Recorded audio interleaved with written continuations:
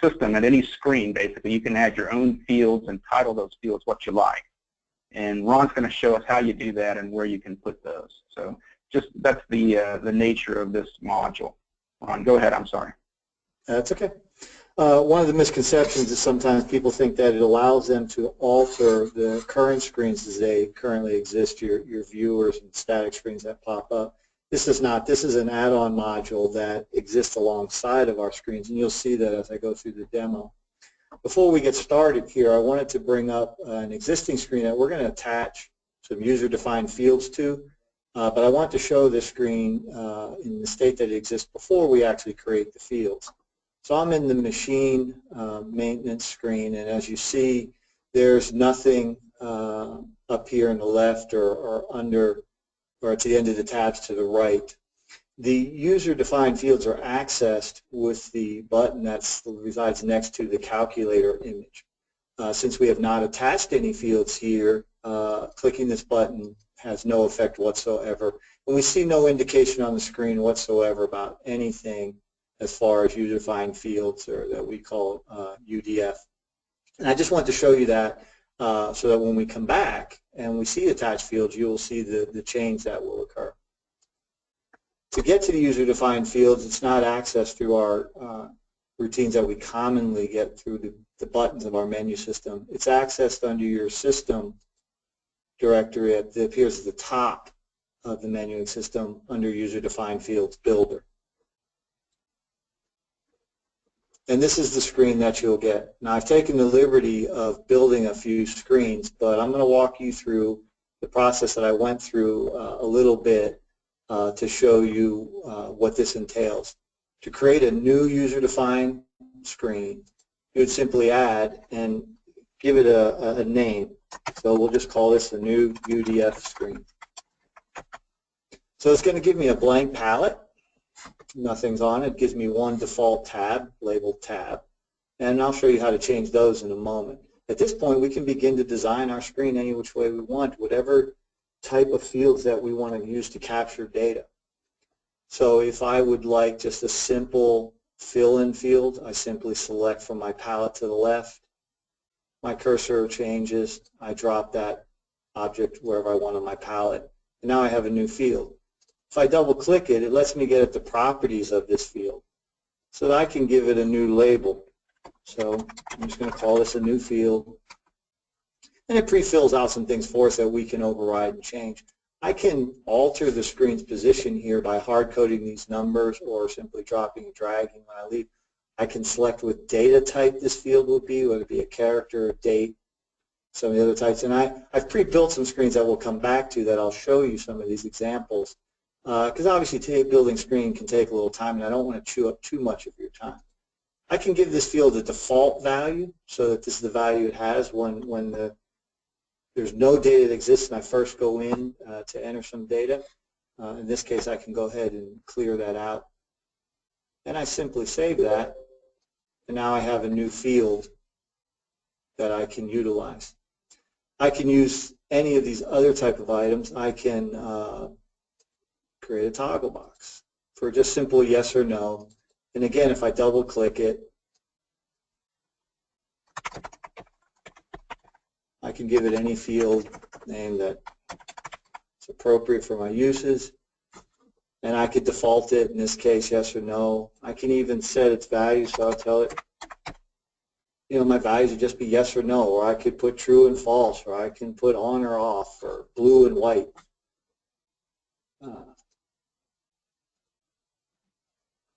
And now I've created a field, and then I can position these anywhere I want at any time. I can even create decorative things. I can make a rectangle. So I can pretty up my screen. I'll come back and show you some really good examples, some that are actually out in the field already. And I can put some text on here and make this very attractive. So if I go ahead and save this, once I save it now, I have a preview button so that I can see what this screen will look like for my end users once I finish designing it. So in this case, it's simply that. It simply shows me the fields I've created. It only takes up as much screen space as it needs. I have my tab. I have some user information down here that's useful for us if you should ever have the need to call us for support if any issues should arise with your data. I'm happy to say to date we've gotten no calls. I put this information on here not only as a developer but sometimes support, and some of this information is helpful when getting at the data to drive problems, and so far I haven't had to use it, so we'll knock on wood and hope that that holds.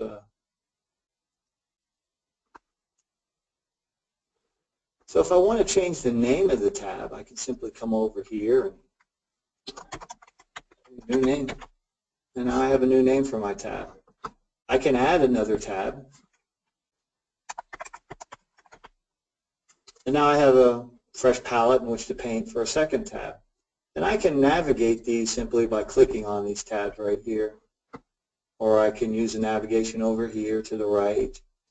And if I have several tabs, I can use this here. I can even change the order of my tabs. So if I want this now to be my second tab, I simply click that, and now my tab order has been changed. It's fairly straightforward. It's fairly straightforward WYSIWYG. If I want to change the tab order so that when my users are entering data and they hit the tab to move from field to field, we have a quick pop-up that allows you to select these. And I can come back to this when we have more fields on it. But you can select it by default as it appears on the screen. You can create your own custom by using the up and down and resorting the fields as you see fit. And you have some defaults here, left to right by column or left to right by row. So as you see fit on how the screen should be navigated by you, you can come in here and change these. If I want to get back to the properties, I can simply double click an item and I get that same property pop-up box. We also have an icon up top that lets you get to that same box. I can remove fields simply by highlighting them and clicking the cut. I can cut this field, go to my second tab, and paste that field from one tab to the other. And I can save that. And if I come back to my preview, it pops up on my other screen here. I have field here, I have my field here. I've moved it from one tab to the next. I've changed the order of the tabs. Fairly intuitive, I hope that you find. So what I'm going to do now is I'm going to flip to one of the samples I built earlier today to show you all the different types of fields that we have that you can see from the palette to the left here. Combo boxes, got an editor, fill and field, which you've already seen. I got my radio selections, which I can string out as many options as I want. I can make a selection list, which is nice if you have a short selection as opposed to a combo box sometimes where you have a much longer list that's not screen friendly. We even have sliders, which are integer based, and then the toggle box that you've seen.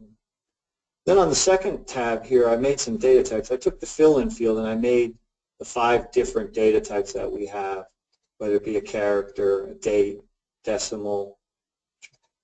And I did these on purpose. I kind of scattered these on purpose so that when I do my preview,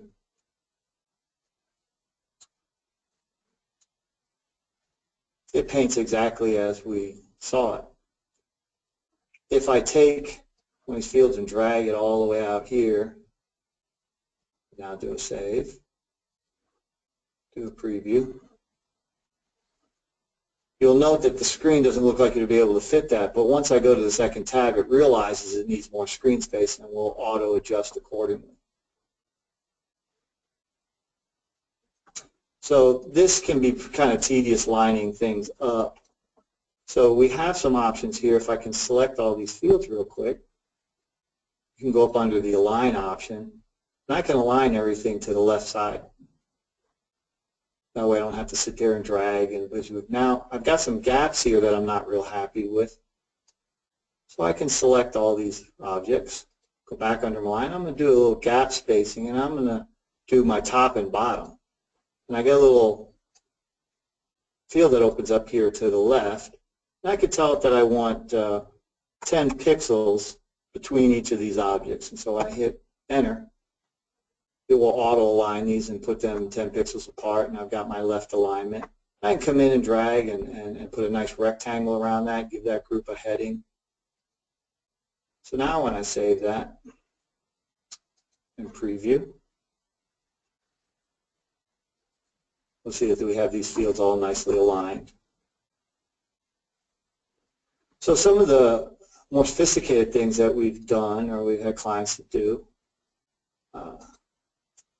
this nice example here. Here they've created 13 tabs with a myriad of fields. They use this for quality control checkoffs on their jobs. And you can see all of the different concepts in which you can create and lay these screens out so that they become very user-friendly. Some of these are better looking than some of the things we even put there that have been around for years. So if I do a preview on this, we can see exactly what the end users will see.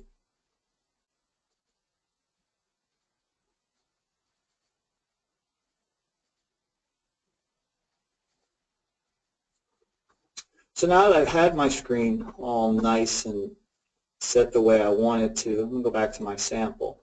Now we want to attach it to a screen. So I showed you the machine maintenance screen, and I'm going to take the sample and I'm going to attach it to that screen. So I'm going to come over to the right here under Programs, and I'm going to get a pop-up, and to the right here it lists all the programs that currently exist in our Program Master that some of you should be familiar with for security reasons. And you can search either by the program name that we've used, that being obscure for most people. You can simply use what appears on the screen. So in this case, I find my machine file, and I double-click it. And when I save that, what I've told it is that I want this screen to now attach itself to the file machine maintenance. So now if I go back to EV1, our machine file here, it opened up on my other screen here. Hang on a second, let me drag it over.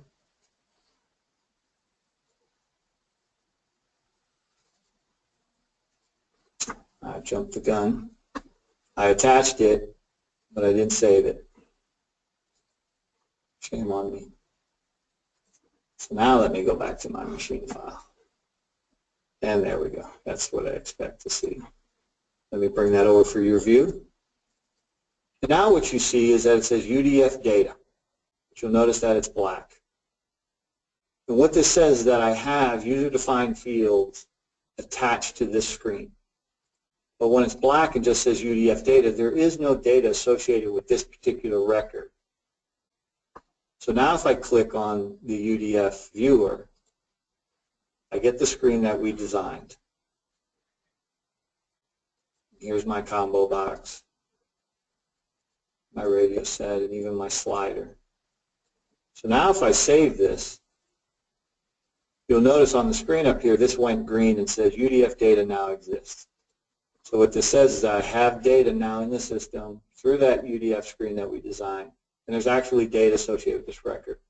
If I were to select any other record, you'll see that it does not show. It's similar to how we display our notes. Sometimes you see the notes exist. It uses the same piping underneath to communicate that to you. And if I simply came back in and I can remove all this data, and it went back to being black.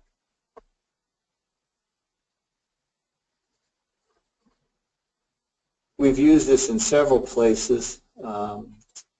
Some of the AF1.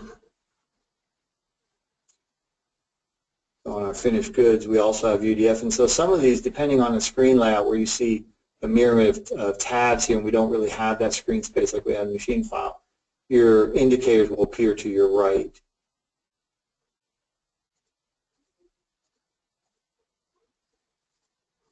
So in this case, we created a couple of fields for the client.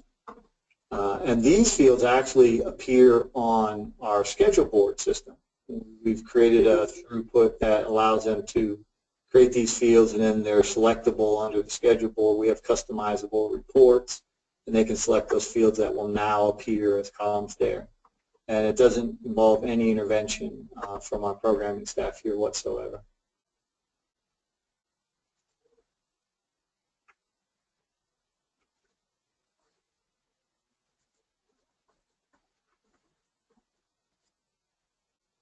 that fairly well concludes my walkthrough on our UDF. I'll open it up to Tony for any questions or any further clarifications I may be able to offer. Thank you, Ron. Very straightforward, it appears, but I know there's going to be some questions, so if you would type any questions that you have for Ron down in the chat box, send it to organizers so that I can get those answered. Ron, I do have one question. What does fill-in mean when you're in the design mode? I saw something called fill-in.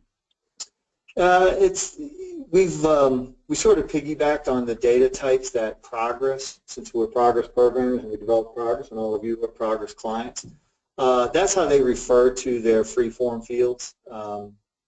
They just call them fill-ins, and then you select the data type, which is what I demonstrated here on this screen, where this is a character, so I can put in, if I do a preview on this real quick, go to the second tab, you'll see here that I can pretty much enter just whatever I want, as opposed to this one being a date. So we set the date type, but it's the same type of object.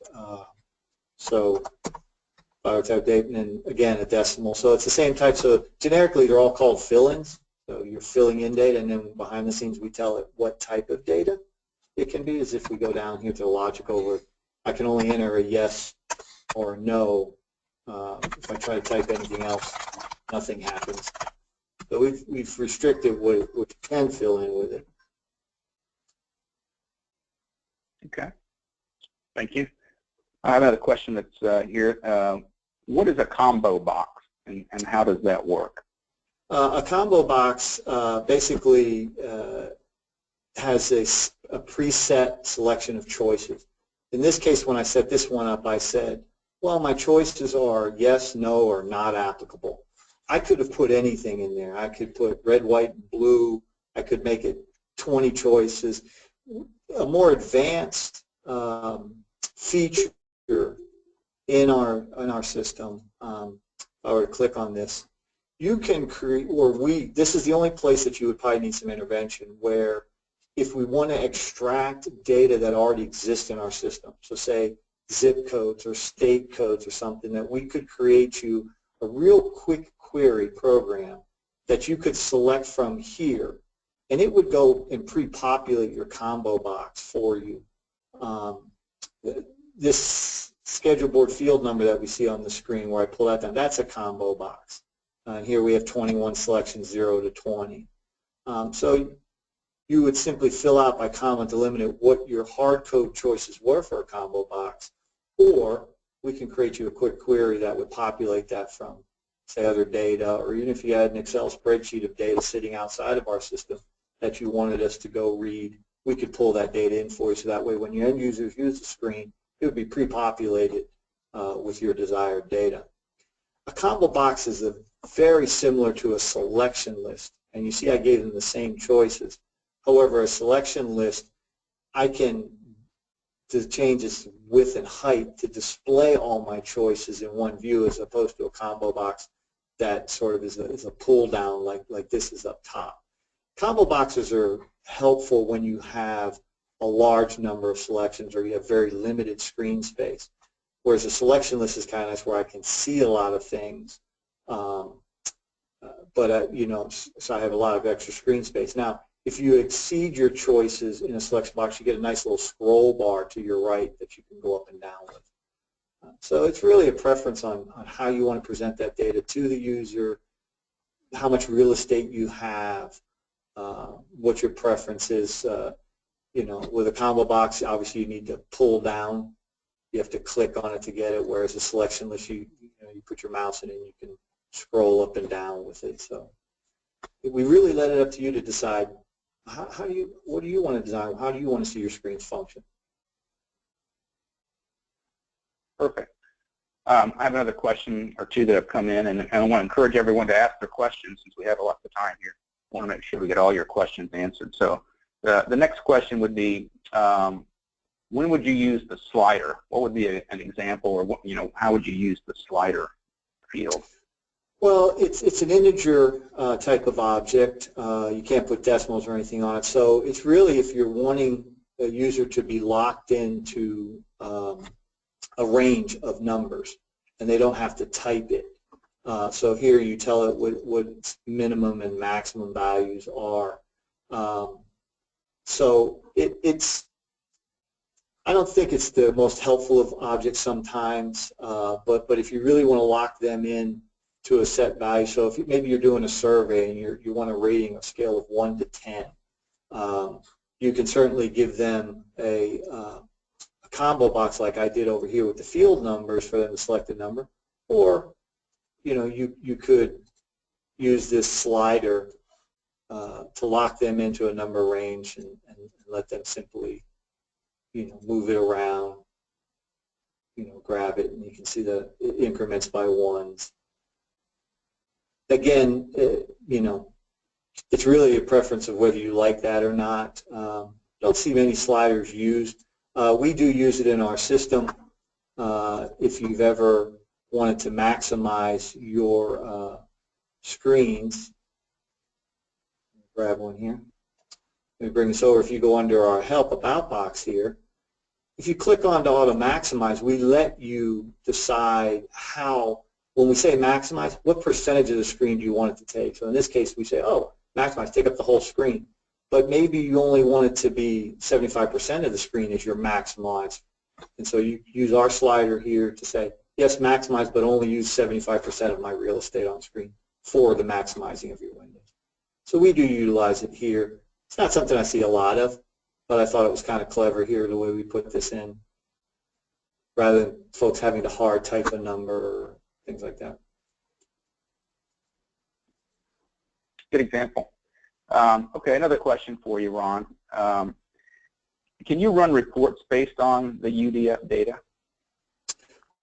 We are currently in development on, as some of you may or may not be aware, we have put in a whole new reporting system called Advantzware Open Analytics, or AOA, and that gives us a whole new way to design reports and dashboards, and we are currently putting the code in to allow these to flow into those reports. That's a little bit tricky at this point. For our current static reports, adding them is fairly straightforward. The irony of this is that the folks that have asked for this and that are currently utilizing it do not need output of these fields to any type of report. The big quality control checkoffs I showed you, they don't actually want those printed out.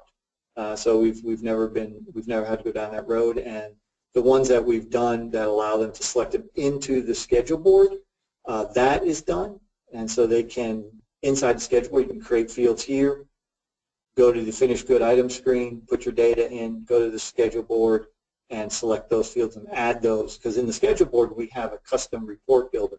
If you haven't seen our schedule board, Tony can direct you to the YouTube video that we have where I did a presentation on that. So we're utilizing it there, but we are currently in development for this to be integrated into our AOA reporting system. Very good.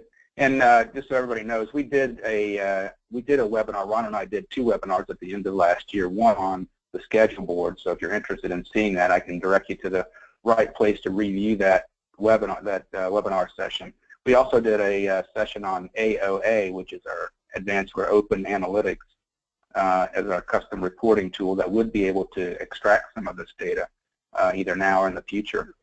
We have that on YouTube as well, so I can get you both of those if you'd like to see them. I have another question that's come in, Ron. Will it keep the user ID info to show who entered the data? I'm not sure, to be honest with you. I would have to check the underlying plumbing. To be honest with you, I originally wrote the framework on which a lot of the system is built, and this was originally called miscellaneous fields. And I was able to take it and enhance it into our new endeavors over this last year to what you see now. I believe that internally we are capturing the user ID. I haven't had a request to expose that, but that is available or should be available readily. So in a word, if that's something you need or anyone needs, yes, we can provide that to you. Great. Okay. And what other types of uses have you seen this module used for, other than just the QA? Pretty much the QA. Like I said, this originally was called miscellaneous fields. It did not get a lot of traction under previous management. The new owners have put a bigger emphasis on it, seen a bigger request for this. So when it was resurrected several years back, it really was the impetus of some clients wanting this QA that you see. And most recently, most of the requests have been, hey, can we add this field onto some of our finished good items and some of our jobs so that we can access it through the schedule board? I think we've gotten a lot of positive buy-in and feedback of the fact the schedule board allows you to customize all the reports within it. And so we go out and we gather up to almost 100 fields to various places that bring them in the schedule board, and now we allow you to also, create your own custom fields, and we bring those in also. So those are the two places that we currently have heavy usage, but we do expect this to begin to grow exponentially here soon. We've gotten a lot of inquiries when I'm out on the road and I'm talking with people. I've been at conferences. Everybody's always about these user-defined. I think the industry has seen a lot of that growth in other software packages, and people are used to saying, hey, I want to create. So here is our offering and solution for it. And I think we've done a rather good job with it. Okay. Another question here. Since we're encouraged to write queries and custom form information, are there any abilities to incorporate command buttons? Help me define what you mean by command button. Dynamic queries of data? Yeah, I'm not sure. I'll have to ask the person who asked that question to clarify in the chat box. Is there a way to share ideas with other users? Well, if you notice to the left here, I've already put on some import and export functionality. We've anticipated, like in this case, we designed this for our end user. They sent us PDF forms, and we went through them and obviously made these screens. And then to get that back to the user, we just logged on their system and hand did it. But that's not something we want to be in the business of doing as far as, hand updating everybody. So currently under development is these import and export functionality. So as you design your screens, we're going to let you export these out. And also if we do the work for you to import them in, or to your point, if some of your clients that have multiple relationships with some of our other customers design a screen, you should be able to export them out, share them with others to import those in. So this is on the burner to have. As you can see, I've already put the throughputs on. As a matter of fact, if you click them, you get not yet enabled. But we're working on that. We want to figure out, we want to be smart about how we parse this data back and forth to everybody and make sure that we're doing that in a reasonable sense and make that as automated as possible. So in short order, yes, you'll be able to share and or if you need help with something, to be able to export it, deliver it to us so that we can assist you and or do these things for you depending on your availability of resources relative to ours to design these things for you and export them back to you. Great. And these are some excellent questions, so keep them coming. Here's another one. When you add the job number into a particular report on the screen, does it autofill any information that would be associated with that job? Well, the fact that you've attached it to the screen gives us access to that. So in this case, the one screen, I attached it to the machine file. So in that case, I would have its machine code. So yes, these ones here have the job. Now, if you're wanting that to display here, then what we could do to help you with that is to, let me find a fill-in field, we pretend that this is job number, that we could then come down here and have a load procedure that would auto-fill those in. So yes, we have a mechanism to do that. We would need to assist you with that at this time. We have been batting around ideas of, we have the ability to create custom queries. that are on the fly where you can actually select the tables and query the data. So, but that gets pretty sophisticated and get pretty deep, and our report writer, AOA, we're trying to create that layer for you so that data structures that we deal with on a daily basis isn't so obscure for you. That a job number, when the label says job number, you actually know what that means, as opposed to J-no, and you're looking at going, is that, you know, job or Johnny? What is that? So the question becomes, you know, can we provide a mechanism that lets you create these little queries and populate these fields? Can we do that? Yes. It's something that's under discussion development. To readily answer your question, we would create a procedure here for you literally within minutes that could populate that field, give that to you, and you could attach that to your field, and it would populate with any predetermined data that query would have. Excellent. Very powerful. Any other questions? I need some more questions in the chat box. If you have a question, there's no such thing as a dumb question. If there's anything at all that you're confused about or you're not clear about, you know, enter your question in the chat box, and we'll get that answered for you.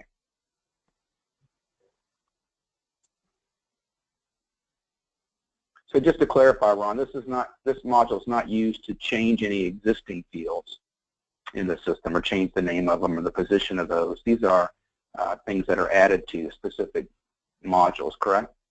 Correct. These are things that are really client-specific. As you know, over the years, Advantzware, you know, one of our trademarks is, you know, somebody asked for a modification or an enhancement, and we, you know, once that's done and delivered, pretty much everybody inherits it. But this is for these one-off. In this case, like this QA situation is really unique to this client, especially the breadth of it. You can see 13 tabs with all of this information that somebody has to painstakingly fill out all the time.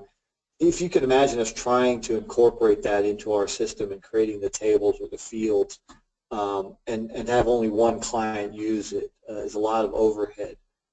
This mechanism allows our clients for that specific thing that they don't want to stop and have to get us involved. They know specifically what they want. They come here, lay it out, put it up, play with it as much as they want, get it to the point that they want it to on their time frame, not worried about, do we have a resource available to do that for you? When is the next release schedule? When will I see that? You know, what is your workload, Advantzware, that you could slot me in? This is something that you can utilize and assist yourselves for these one-off things that are unique for your particular business. Perfect. I have another question that's come in. Is the UDF module compatible with the touchscreen module? I'm not sure what that means as far as, I mean, if you're using a touchscreen monitor, obviously you can touch and push down, or for shop floor, you know, for people on the shop floor to be able to enter data, will they be able to have access to these screens from their, you know, from the touchscreen module? Oh, that's a good question. Now, you certainly can attach it to the maintenance screens that are out there. The touchscreen module itself does not currently have a mechanism for accessing, but there is no reason for us not to be able to do that. It is simply just dropping in the icon that would allow you to get at that. But no, currently at the moment, no. But easily done, because we have it in all of our other modules. It's generic with that icon. We just need to drop that icon onto that screen someplace that makes sense. But that's an outstanding question and food for thought. I always seem to come away with these things with a growing list to do. Yep, that would be a good one, because, you know, as your shop floor employees, you want them to be able to enter QA information as they're producing jobs. Absolutely. So another question here. Excellent. Yeah, another question here is, can this module attach to any menu?